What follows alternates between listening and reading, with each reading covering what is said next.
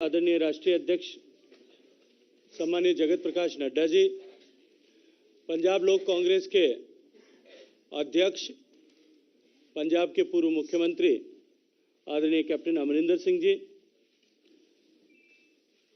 संयुक्त अकाली दल ढींसा ग्रुप के अध्यक्ष आदरणीय सुखदेव सिंह ढींसा साहब, भारत सरकार में मंत्री आदरणीय हरदीप पुरी जी, भारत सरकार के मंत्री आदरणीय सोम प्रकाश जी, सभी लोग आज यहाँ मंच पर उपस्थित हैं। भारतीय जनता पार्टी के साथ ये जो अलायंस एनडीए का बना है, इसके सीट शेयरिंग और ये अलायंस किस तरह से आगे Well, for one, you got me to risk my life to save yours, and trust me, my friend, that is a huge accomplishment. Punjab जैसे महत्वपूर्ण प्रांत जो सीमावर्ती प्रदेश होने के नाते भारत के लिए, भारत की सुरक्षा के लिए अत्यंत महत्वपूर्ण है। What we do for our friends, right? ऐसे महत्वपूर्ण प्रांत में होने वाले चुनाव को लेकर ये गठबंधन किस तरह से, किस दृष्टि से आगे काम करेगा, इस विषय में आप सभी को संबोधित आदरणीय जगत प्रकाश नड्डा जी, भारतीय जनता पार्टी के राष्ट्रीय अध्यक्ष, आप सबको संबोधित करेंगे। मित्रों,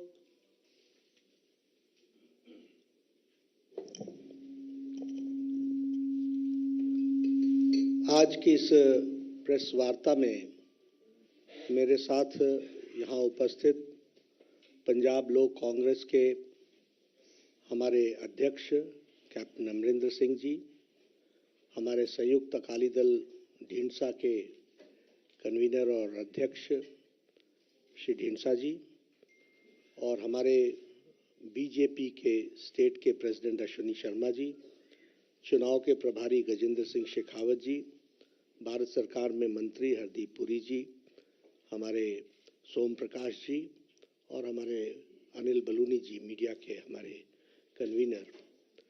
आज हम सब लोग यहाँ पर पंजाब के चुनाव के दृष्टि से जो एनडीए अलायंस हमारा हुआ है, वह भारतीय जनता पार्टी, पंजाब लोक कांग्रेस और संयुक्त अकाली दल ढींसा, हम सब लोग मिलकर के पंजाब के विधानसभा का चुनाव लड़ रहे हैं। और ये एनडीए का अलायंस जो हम तीनों लोग मिलकर के लड़ रहे हैं। सीट शेयरिंग के बारे में जैसा अभी गजेंद्र जी ने बताया, एक लंबी प्रक्रिया के बाद और चर्चा के पश्चात हम लोग इस विचार के साथ सहमत हुए हैं, और वो मैं ब्रॉडली फिगर्स बता रहा हूँ, 2-3 ऊपर नीचे वो अलायंस और सीट्स को लेकर के तय होगा। लेकिन भारतीय जनता पार्टी 117 सीटों में 65 सीट्स भारतीय जनता पार्टी लड़ेगी। हमारे पंजाब लोक कांग्रेस कैप्टन अमरिंदर सिंह जी के नेतृत्व में 37 सीट्स लड़ेंगी और 15 सीट्स संयुक्त अकाली दल ढींसा जी के नेतृत्व में लड़ा जाएगा। ये चुनाव, जैसा कि मैंने कहा कि this is the broad figure which I am giving, and 1-2 ऊपर नीचे अकॉर्डिंग टू द सीट्स रहेगा। मित्रों, जहाँ तक चुनाव का सवाल है, ये एनडीए अलायंस इस चुनाव को बहुत ही सीरियसली और बहुत ही महत्वपूर्ण चुनाव है, इस दृष्टि से इसको लेते हैं।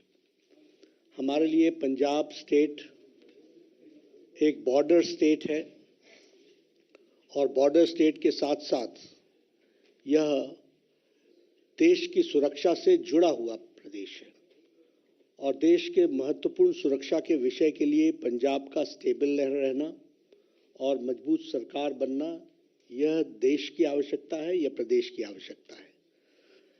लगभग 600 किलोमीटर का बॉर्डर हमारा पाकिस्तान के साथ लगता है। Right from Pathankot to Fazilka 600 long kilometres का बॉर्डर हमारा पंजाब का पाकिस्तान के साथ लगता है। और हमें मालूम है कि पाकिस्तान की हरकतें वेस्ट से हमारे देश के लिए किस तरीके के रहे हैं, वो भी हम सबको मालूम है।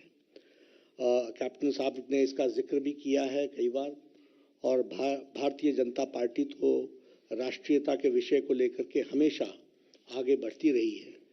तो हम लोगों ने वहाँ पर जो देखा है, एक तो ड्रग्स की स्मगलिंग, आर्म्स की स्मगलिंग, एम्यूनिशंस की स्मगलिंग और सोफिस्टिकेटेड वेपन्स को स्मगल करने का काम तो पाकिस्तान की ओर से हमेशा यहाँ भेजने का काम, इस तरीके का प्रयास, कुत्सित प्रयास चलता रहता है। साथ ही साथ ड्रोन्स के मदद से यहाँ ड्रग्स, एम्यूनिशन, इसको भी पहुंचाने की कोशिश, एक कुत्सित प्रयास चलती रहती है। इसलिए security is a very important issue as far as Punjab election is concern. इसको हमको ध्यान में रखना चाहिए। हम सबको मालूम है कि हमारे देश के प्रधानमंत्री मोदी जी के विजनरी और डायनेमिक लीडरशिप में देश बहुत तीव्र गति से आगे बढ़ रहा है और देश एक तरीके से लीप्स एंड बाउंड में आगे बढ़ रहा है, छलांग लगाता हुआ आगे बढ़ रहा है हर दृष्टि से। उसको डिरेल करने का कुत्सित प्रयास देश विरोधी ताकतें करती हैं और उस डिरेलमेंट में पंजाब के थ्रू एक्टिविटी हो, वेस्टर्न बॉर्डर पर एक्टिविटी हो, यह देश विरोधी ताकतों की हमेशा मंशा रहती है। इसलिए यह चुनाव और पंजाब स्टेट हम सब के लिए बहुत ही महत्वपूर्ण होता है। जहां तक इलेक्शन का सवाल है, this NDA alliance does not only see as a change of regime, यह सिर्फ सत्ता परिवर्तन का ही माध्यम हम नहीं मान रहे इसको। यह कोई सरकार बदलना ही इसका उद्देश्य नहीं है। यह चुनाव आने वाली पीढ़ियों को सुरक्षित करने के लिए और पंजाब को स्टेबिलिटी देने का चुनाव है और भारत, ये अलायंस जो हमारी है वो उसको उसी तरीके से देख रही है। अगर पंजाब स्टेबल होता है तो और सेफ होता है तो देश सुरक्षित रहता है। और जहां तक पंजाब का सवाल है, पंजाब ने देश को जो दिया है और जिस तरीके से लीडरशिप दी है वह हमेशा सराहनीय रही है। अगर हम पंजाब की बात करें, डिफेंस में the contribution of Punjab can never be forgotten, कभी हम भूल नहीं सकते हैं। देश की सुरक्षा में जिस तरीके से पंजाब के लोगों ने अपने आप को बलिदान दिया है डिफेंस के दृष्टि से, उसी तरीके से फूड सिक्योरिटी के दृष्टि से भी देखा जाए तो पंजाब ने जो लीडरशिप दी है उसको भी देश याद रखता है और उस फूड सिक्योरिटी ने देश को बहुत बड़ी ताकत दी है। पंजाब ने हमेशा हमारे आशाओं को पूरा किया है। It has always fulfilled the expectations of the people of the country. इसलिए Punjab has been a leader in its own way और उन्होंने हम लोगों को देश को एक दृष्टि से दृष्टि भी दी, दिशा भी दी है और ताकत भी प्रदान की है। इसको हमको ध्यान में रखना चाहिए। अगर हम सैक्रिफाइस की बात करें तो हम कभी भी गुरु गोविंद सिंह जी के बलिदान को नहीं भूल सकते। उनके sacrifice of Punjab is always kept in high esteem and उसको हम पूरी इज्जत और पूरे याद करते हुए उसको हमेशा जो उन्होंने शहादत दी है, जो उन्होंने बलिदान दिया है, जो उन्होंने शौर्य दिखाया है, उसको उस देश हमेशा नमन करता है और याद करता है। पंजाब ने हम लोगों को सांस्कृतिक दृष्टि से भी नेतृत्व दिया है। पंजाब ने हम लोगों को राजनीतिक दृष्टि से भी नेतृत्व दिया है और पंजाब ने आर्थिक दृष्टि से भी हमको नेतृत्व दिया है। सेंटर स्टेज पर अगर देखा जाए तो आज़ादी की लड़ाई में लाला लाजपत राय का योगदान हो, फिर चाहे शहीद भगत सिंह का योगदान हो, कभी भी देश नहीं भूल सकता है और देश हमेशा याद रखेगा उस बलिदान को। इसको भी हमको ध्यान में रखना चाहिए। अगर हम बात करें बलिदान की दृष्टि से, तो जब मैंने कहा कि शहीद भगत सिंह को हम याद रखते हैं तो उसी तरीके से मास्टर तारा सिंह जी के भी कंट्रीब्यूशन को हम नहीं भूल सकते हैं। पंजाब को बहुत कुछ दिया है, पंजाब ने देश को बहुत कुछ दिया है, ये हमको ध्यान में रखना चाहिए। जहां तक आज पंजाब की स्थिति है, it needs a special attention. आज एक विशेष ध्यान देने की आवश्यकता है। पंजाब एक प्रोग्रेसिव स्टेट होने के बावजूद आज 3 लाख करोड़ के डेट में खड़ा है। और उसी के साथ साथ जो ये डेवलपमेंट इंडेक्स पर खड़ा था, धीरे धीरे खिसकते हुए ये नीचे की ओर आया है। और इसीलिए इस स्टेट को आर्थिक दृष्टि से सबल बनाना, सफल बनाना और ठीक दृष्टि से आगे ले जाना, यह हम सब की जिम्मेवारी होती है।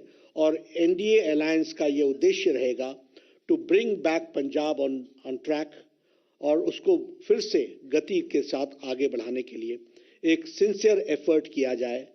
और इसके लिए सेंटर स्टेट रिलेशनशिप स्टेबिलिटी के लिए भी और सेफ्टी के लिए और सिक्योरिटी के लिए यह भी बहुत आवश्यक है। इसको हमको ध्यान में रखना चाहिए। प्रधानमंत्री नरेंद्र मोदी जी का पंजाब के प्रति एक विशेष लगाव, एक विशेष प्यार, एक विशेष प्रेम, a type of bonding with Punjab prime minister Modi ji का है, यह हम सब लोग जानते हैं। और फिर मैं ये कहने के लिए नहीं कह रहा हूं, अभी आपने देखा होगा 26 तारीख को 26 दिसंबर को वीर बाल दिवस के रूप में मनाना, और हमारे गुरु गोविंद सिंह जी के शहजादे बाबा जोरावर सिंह, शहजादे बाबा फतेह सिंह, उनकी शहादत को याद करते हुए 26 दिसंबर को वीर बाल दिवस के रूप में मनाना, यह बताता है कि पंजाब ने जो सैक्रिफाइस किया है उसको प्रधानमंत्री जी किस तरीके से देश के साथ, बाल दिवस के साथ उसको जोड़ करके देखते हैं, वो हम सबके ध्यान में आता है।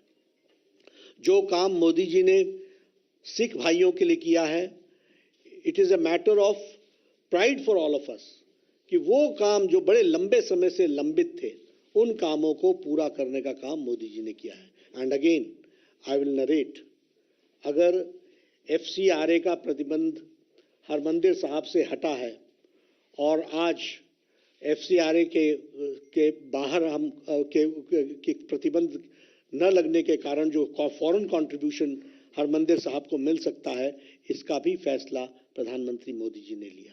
उसी तरीके से लंगर पर GST टैक्स हटाना, यह एक बहुत बड़ा फैसला है, और इस GST टैक्स के IGST टैक्स, GST टैक्स, इसको हटाने का काम भी किया है। उसी तरीके से करतारपुर कॉरिडोर साहब, हम सब लोग जानते हैं, कैप्टन साहब जानते हैं, ढींडसा जी जानते हैं, लंबे समय से ये डिमांड चली आ रही थी कि करतारपुर साहिब कॉरिडोर बने और डेरा बाबा नानक गुरुद्वारा गुरदासपुर से और एक कॉरिडोर की दृष्टि से वहाँ हम चाह सके इसकी योजना बने। 120 करोड़ रुपीस खर्च करके इस काम को भी किया गया।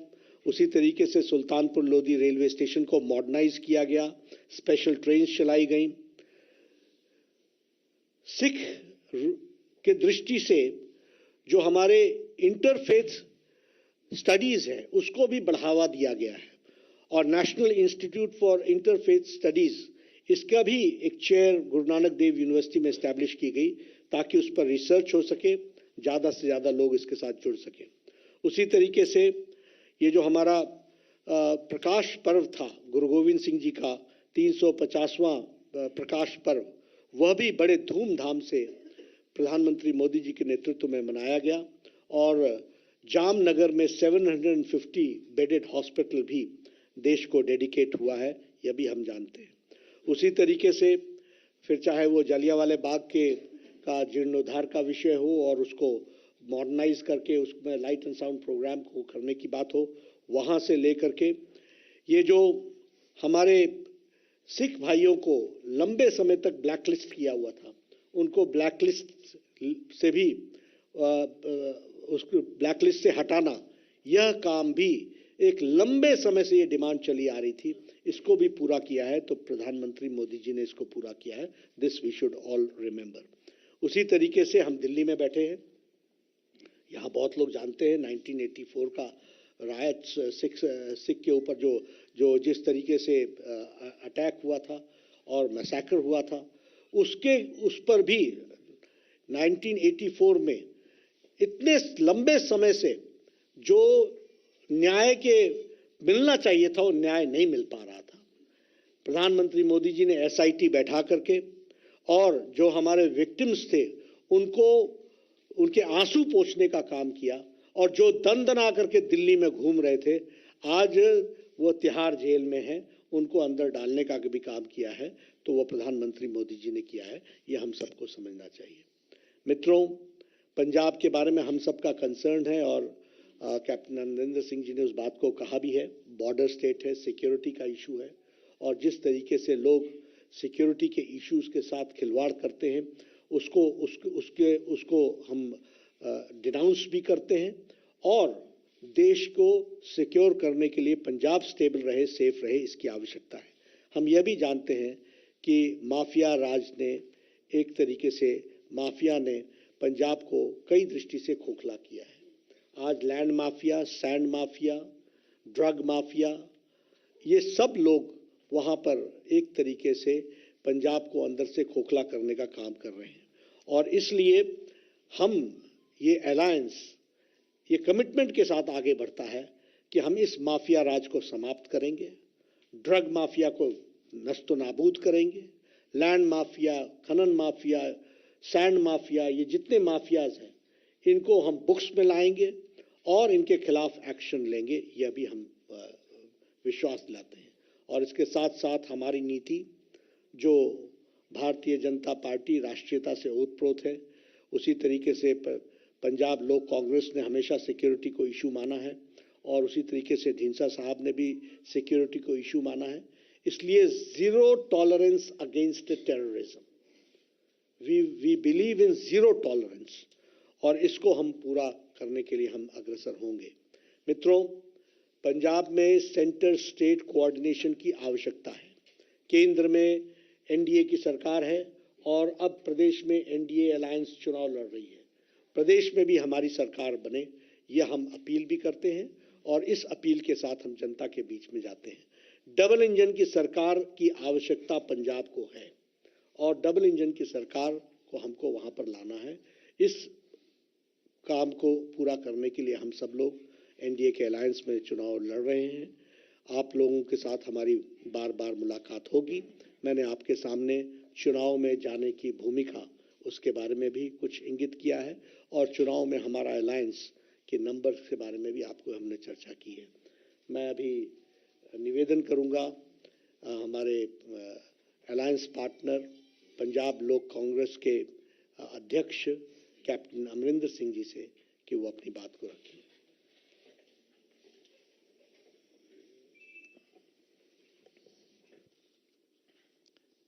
नड्डा साहब, सारे साथियों, आज एक हमारे लिए खास करके एक खुशी का दिन है कि we have been able to have an alliance with the BJP in Punjab. There were many times ups and downs and various thinking how we should go ahead about it and how we should move ahead. But finally, the consensus that emerged within our party, and I think also in Teen Saab's party, he will of course say it on his own and tell you all what he thinks. The feeling was that for the sake of stability of the country, for the sake of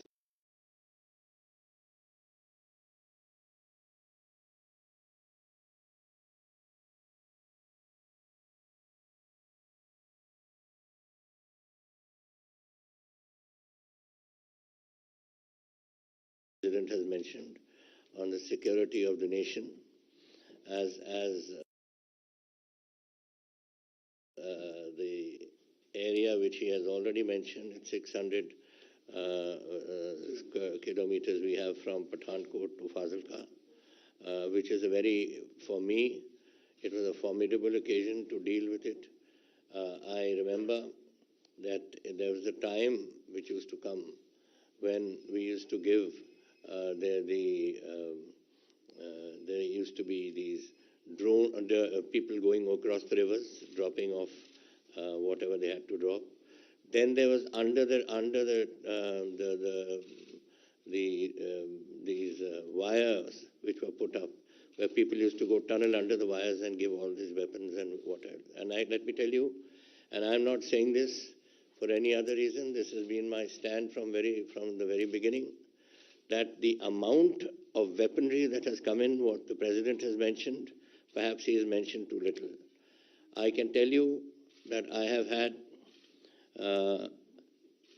in the course of my last 4.5 years of being chief, 1,000 rifles, about 500 pistols.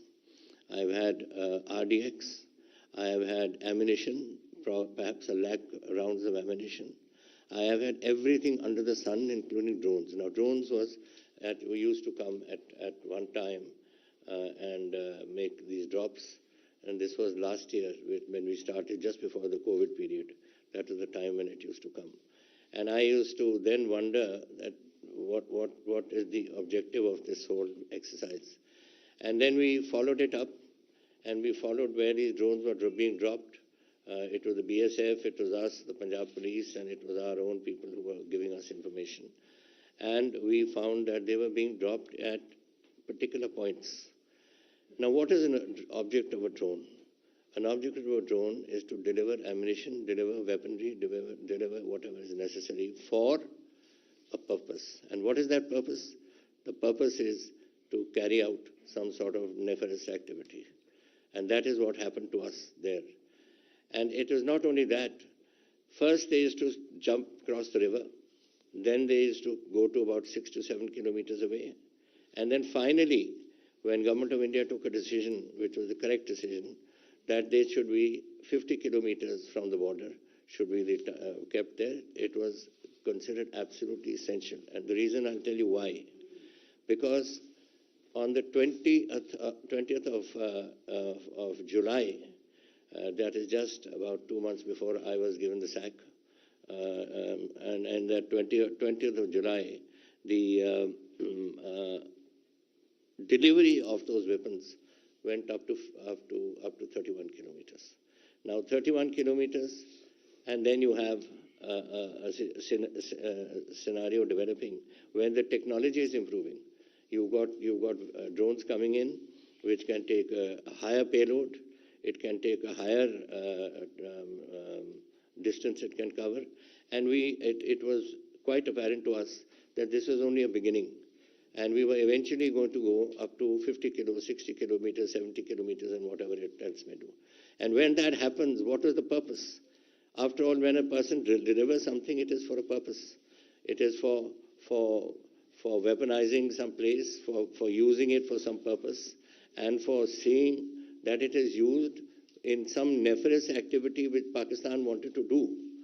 And this is what was concerning us. And I told the people, when they came into the Vidhan Sabha and they made a big row about it, कि 50 kilometre कर दिया वगैरह, मैंने कहा भाई सुनो तो सही कि क्या हो रहा है, अपने बैंक देखो तो सही क्या हो रहा है on our borders. I joined the army in 1963, and in 1964 I was in the Western Command, and from Western Command was in Simla in those days. From Western Command till the time that the war came in 65 and then 71 came and all, there was not one day where there was no firing taking place and no soldiers of ours getting killed. Which is why I said so to Mr. Sidhu. What are you going around hugging around these people who are killing our people every day? Every day. There's not a day that passes that our boys are not shot. And since the day I took over in 1917, and till the day I left it on the 18th of this month of September, I had 83 of my soldiers of Punjab being killed. I'm not talking about Himachal Pradesh, about Garhwal, about the Rajput regiment or some other regiments which exist. Actually, this was taking place. And this is where people don't understand the urgency of this business. We need it. We need, as the President has said, we need an economic development. We need people to come in and to invest in Punjab so that Punjab's economy can be boosted. And we are in a position, and we have today, I have also made up our manifesto, which is there, which we have passed on to the BJP leadership. And I'm sure Dhinsra Sahab is also doing it. And then hopefully we'll all put together and come to a common minimum program which we can utilize for Punjab. That is basically what I had in mind to say, but if there's anything you wish to ask, you're free to do so. कुछ पूछना आपको? अच्छा, sorry. Thank you sir. साहब अब हमको माननीय Shri Jagat Prakash Nadda ji, national अध्यक्ष BJP, हमारे सहयोगी और पंजाब के साबका मुख्यमंत्री कैप्टन अमरिंदर सिंह जी और पंजाब के प्रभारी बीजेपी की तरफ से शेखावत साहब, हमारे प्रेसिडेंट पंजाब के बीजेपी के प्रेसिडेंट श्री अश्विनी जी और देश के दो और मंत्री सत्कारयोग पुरी साहब और सोम प्रकाश जी जो पंजाब से संबंध रखते हैं, और मेरे प्रेस वाले बहनों और भाइयों, नड्डा साहब ने बहुत डिटेल पे आपको बहुत कही है, मैं दोहराना नहीं चाहूँगा। उसके बाद कैप्टन साहब ने अपने तजर्बे की बात, कैसे देश को खतरा है, उनकी बात कही है। लेकिन जो मैं कहना चाहता हूँ कि हमारा गठजोड़ क्यों हुआ है, किसके लिए हुआ है, वो इसलिए कि पंजाब की सिचुएशन बहुत ख़राब है। कुछ ये हुआ कि पंजाब इंडस्ट्री नहीं है, इंडस्ट्री जा रही है, एग्रीकल्चर में भी बहुत कर्ज हो गया, लोन बहुत 3 लाख से भी ज़्यादा लोन है, और कोई ऐसा साधन भी नहीं है जिससे ये कह सकें कि पंजाब दोबारा अपने पैरों पर लाने के लिए हमने इकट्ठे होकर बात की है। मैं आभारी हूँ नड्डा साहब का और बीजेपी की लीडरशिप का कि उन्होंने शेखावत साहब को पंजाब का प्रभारी बनाया, जो बहुत ही डूंघाई पर सोच रहे हैं और डूंघाई पर जाते हैं और जाने के बाद कोशिश करते हैं कि कैसे ये हल हो सके। दूसरा ये है कि कोई भी इलेक्शन आती है तो कभी हिंदू सिख का मसला, कभी हिंदू मुसलमान का मसला, कभी हटाना वो शुरू कर देते हैं। जो हमारे भाईचारे की एकता है जिसको हम कहते हैं, उसको ठीक रखने के लिए हमने फैसला किया कि हम इकट्ठे तीनों पार्टियों मिलकर करेंगे और पंजाब का माहौल ठीक रखेंगे, इलेक्शन ठीक होनी चाहिए। और इसके अलावा हम आभारी हैं प्रधानमंत्री जी के कि उन्होंने बहुत मांगे हैं, जो पहले तो लेट आए ठीक है, लेकिन किसानों की जो एक्ट थे जिसके लिए बहुत 1 साल तक उन्होंने, जैसे नड्डा साहब ने कहा कि वीर बाल दिवस, जो गुरु गोविंद सिंह जी महाराज के 2 साहिबजादे, छोटे साहिबजादे हैं, जितनी बड़ी उनकी कुर्बानी है, शायद इतनी छोटी उम्र में किसी की ना हो। किसी ने 70 साल हो गए, 75 साल, किसी ने याद नहीं किया, तो हमारे प्रधानमंत्री जी ने किया, करतारपुर लांघा किया और ब्लैक लिस्ट खत्म की, और भी बहुत बातें हैं। मैं उनको सभी पर नहीं जाना चाहता, लेकिन मैं ये कहना चाहता हूँ कि कुछ बातें ऐसी भी हैं जो हम बैठ के तय करना भी चाहेंगे, इलेक्शन में नहीं, इलेक्शन के बाद। कुछ सिखों में, क्योंकि पंजाब में सिख बहुत तादाद में है, सभी बाहर के सिखों का भी कोई ना कोई कनेक्शन पंजाब में है, तो चाहेंगे कि उनकी जो डिमांड है कि हमने मेरी पार्टी ने होम मिनिस्टर साहब को भी मेमोरेंडम दिए 2, जिसमें ये था कि जो सिख कैदी अपनी सज़ा पूरी किए हुए हैं उनको आप छोड़ दें, बड़ी देर हो गई, 20-20 साल 30-30 साल से बैठे हैं वो जेलों में। और कुछ और भी हैं मसले जो आज मैं यहाँ पर बहुत दोहराना नहीं चाहता, जो सिखों के हैं, जो काफ़ी कुछ हल भी किए हैं, कुछ रहते भी हैं।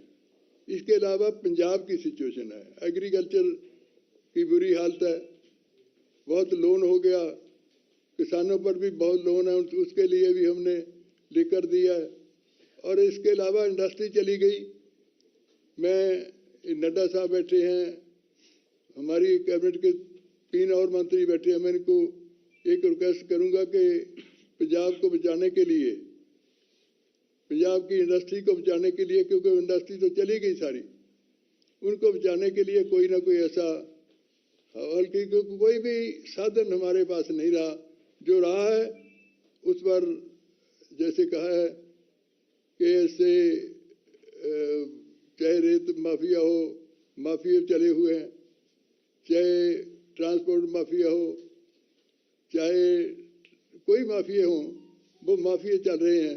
उनको रोकने के लिए हम तीनों पार्टी कोशिश करेंगे कि मिलके उस पर काबू पाया जाए। इसलिए पंजाब को बचाना, सरहदी स्टेट है और बैरियर के जिसके लिए नड्डा साहब ने बड़ी डिटेल बताई है कि इन्होंने पंजाब ने क्या क्या किया है, चाहे देश की आज़ादी हो, चाहे देश के बाद जंगें लड़ी हों, और चाहे फूड सिक्योरिटी की बात हो, तो पंजाब ने लीडिंग रोल अदा किया है। तो मैं चाहूँगा कि हम तीनों बैठ के मिल के उसको सुलझाने के बाद अगर सरकार बन जाती है, हमारी कोशिश करेंगे तो हम उसको सुलझाने के लिए कोशिश करेंगे। इसलिए हमने इकट्ठे होकर फैसला किया है कि पंजाब को बचाना बहुत ज़रूरी है। पंजाब को उस रास्ते पे दोबारा लाना उस पे बहुत ज़रूरी है। इसलिए हमने सभी ने मिलकर बात किया है। तो मैं समझता हूँ कि हम दोनों तीनों मिलकर इसको दोबारा उसी लाइन पर ले आएंगे। बहुत बहुत मेहरबानी। और क्योंकि बहुत लंबे से बड़ी डिटेल बता दिया, मैं बातें करता रहूं तो अच्छा नहीं है। बहुत बहुत मेहरबानी। धन्यवाद। मैं धन्यवाद करना चाहता हूं तीनों ही पार्टियों के नेतागणों का, मंच पर उपस्थित सभी नेतागणों का, और आप सब मीडिया के मित्रों का भी, कि आप सब ने आज अपनी इस प्रेस वार्ता में अपनी उपस्थिति दर्ज की। बहुत बहुत धन्यवाद।